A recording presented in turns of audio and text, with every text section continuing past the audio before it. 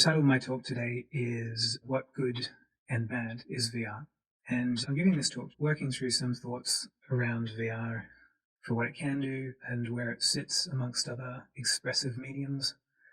And I am a director of a VR studio working with artists to explore VR for making art. The now well-known term empathy machine was coined by Robert Egbert to describe the medium of film. And in 2015, a interactive filmmaker, Chris Milk, gave a TED talk where he suggested that VR was the ultimate, or could be the ultimate empathy machine. Being able to see in other people's perspectives allowed the audience to develop a strong sense of empathy. Looking at what elements of VR you could consider are important for the development of empathy.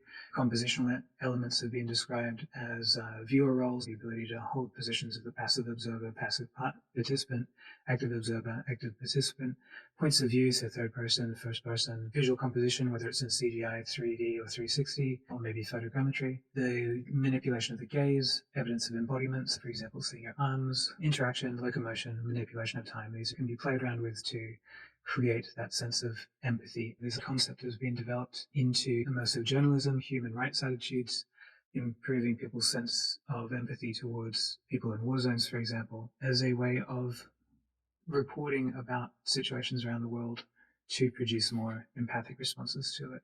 Journalists that have used this technology to try and explore that have been The Guardian, New York Times, the BBC, and Al Jazeera, for example. And these experiences have included a reconstruction or simulation of solitary confinement, a VR work called 6x9, a virtual experience of solitary confinement, and, for example, expressive video works that have a similar journalistic storytelling element to them, for example, the Net Woolworths collisions. Similar thinking has been used in the development of VR for diversity and inclusion training, where you effectively take the position of someone who would be discriminated against as a way of trying to develop an empathic response or a sense of insight and understanding.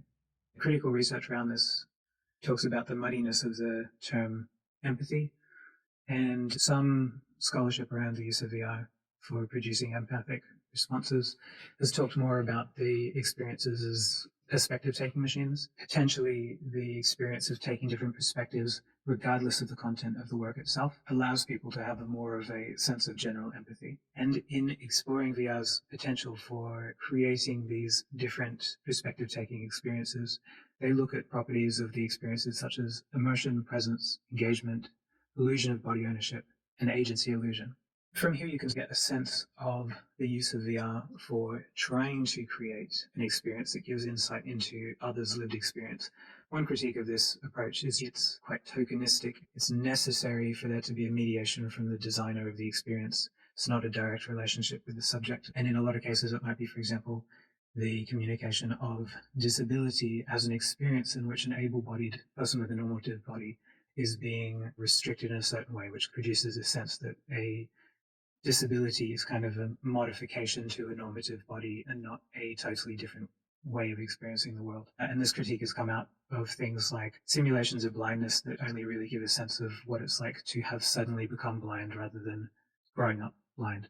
And a visceral argument from the idea of VR as an empathy machine. One example is a VR system for training managers to fire their employees, where a virtual employee will start to cry or get angry if you don't kind of negotiate the perfect way of responding to them. So obviously this particular VR experience is developed to effectively reduce the sensitivity of the manager to the emotional state of the employee.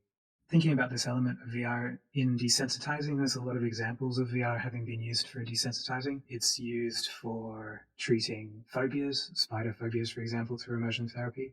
So in this example of phobia treatment, patients might start by seeing a small virtual spider far away. Later, they can work up to being at ease viewing larger spiders up close. So over time, the patient becomes less and less agitated and distressed by the existence of the spider. It's also been used for exposure therapy for other types of phobias, for fear of flying, for example, where they simulate taxiing and flying in bad weather.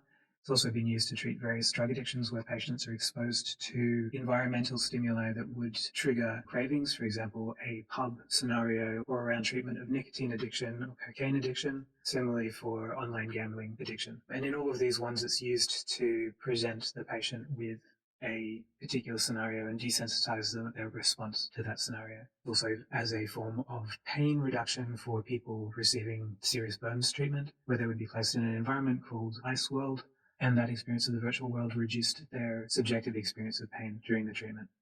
But obviously there's more to it. It's not just a way of desensitizing. It's very good at training people. So it's been successfully used in mining safety training, in the training of submariners to have a sort of spatial awareness and a knowledge of their environment, and also obviously military training. And it's also used in physical therapy and rehabilitation for people with strokes or children with cerebral palsy as a way of giving a particular type of feedback and developing neuroplasticity for overcoming certain motor neuron difficulties. And this element of VR that you might call conditioning and training echoes a subjective experience of going into VR that one paper calls kinesthetic bleed-through, where after you've had your experience in VR, you take off the headset and the experience of having been in VR affects your experience of the real world.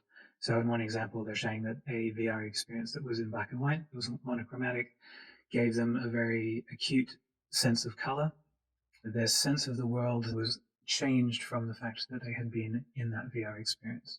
Elsewhere, this experience of going into VR and having a conditioned response to it is described as entering a kind of potential space, or a space of potentiality, where you bodily build new ways of connecting into the world. And this is similar to a concept of what's called landing sites that Theo Sarikar and Jins talked about in their book Architectural Body, where they say that the distinction between one's sense of their body and the environment are actually very close and co-created out of a sense of what your body can do in an environment.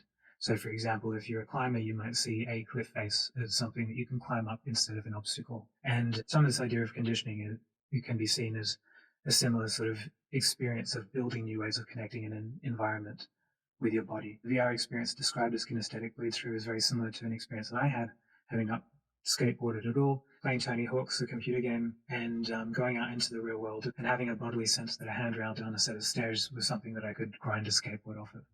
So thinking about these kind of different ways of understanding what VR can do, it's worth talking about two experiences that I was involved in the development of. Two Acme commissions. One was from 2018 with the artist Jane Ross. And that one did something quite interesting where it relied on the audience's expectation of VR as a playground to kind of mediate how they behaved in a space. And rather than trying to make them feel empathy or understand someone else's perspective, it co-opted them into behaving a certain way that at the end of the experience they'd look back and reflect on with a kind of reframed perspective. They would arrive in an environment which was effectively a beautiful natural environment, and they were faced with all these different ways of interacting with it, and those things would produce a negative outcome. And then once they'd done it, they could look back and see that it was their assumption of being able to just take control and change everything in that world that led to the negative outcome. In a work with Tully Arnott for the 2021 Acme Commission, we're trying to give participants a non-human perception of the world by actively restricting the visual element of the VR experience and focusing on fields of color and light and spatialized sound. So we're forcing the participant to develop a sensitivity to the sound by frustrating the visual element, in contrast to experiences like night-tone blindness, which communicates what it's like to suddenly become blind. As sounds are being perceived, it builds a picture to create an analogy of what it's like to understand the world through that mode. We cut out the visual entirely and force the participant to develop a sensitivity to the audio space, at the same time as presenting a very highly detailed spatial soundscape that gives them the ability to understand it purely from the audible. It's also important to think about how, when we think about VR, we're thinking about also the novelty and what comes along with the fact that it's so new. The idea that VR can be very effective communicating different perspectives could be a function of the attention economy and the fact that people are more inclined to experience novel technologies because they've never done it before, and it's something quite interesting implicitly. And this isn't necessarily a total negative to VR. I think it's a good time to take advantage of that for VR. For example, I've been involved in a research project using VR for engaging kids in talking about tobacco use, and very consciously aware of the fact that because it's a novel technology, it's got a good chance of getting people seeing it and wanting to see it. And I think you could say the same thing about a lot of experiences that seem to be more engaging, but not necessarily because they're in VR per se, but because they're novel and interesting, and people will make time for them.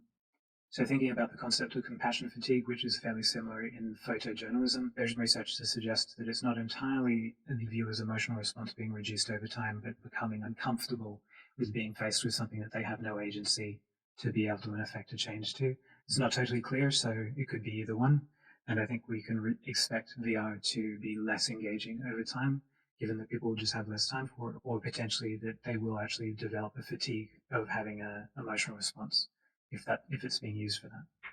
It's also obvious in the description of the properties and compositional elements of these VR experiences that they're not exclusive to virtual reality. For example, the description of immersion, presence, engagement, illusion of virtual body ownership, these are things that you can experience in first-person games or even in a third-person game.